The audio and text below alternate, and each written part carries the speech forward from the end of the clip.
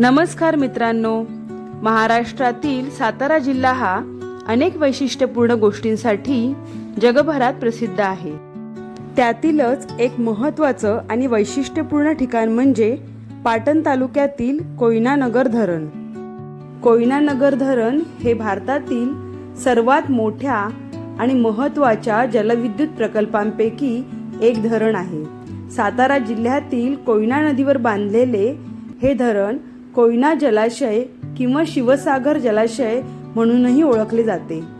महाराष्ट्राच्या वीज उत्पादनात आणि सिंचन व्यवस्थेत या धरणाचे खूप मोठे योगदान आहे।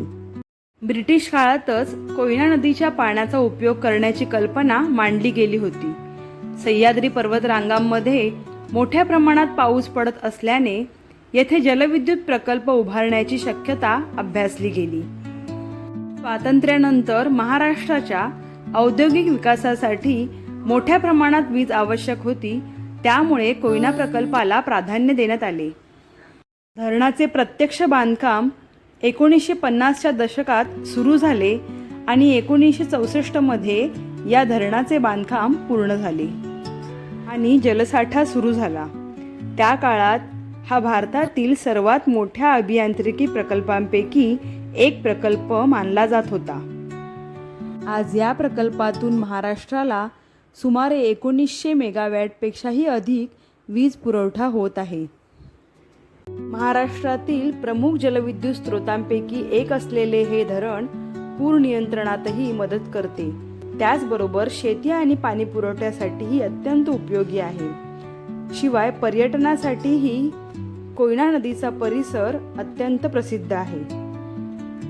हा परिसर अत्यंत निसर्गरम्य असून येथे हिरवीगार जंगले आणि डोंगर आहेत।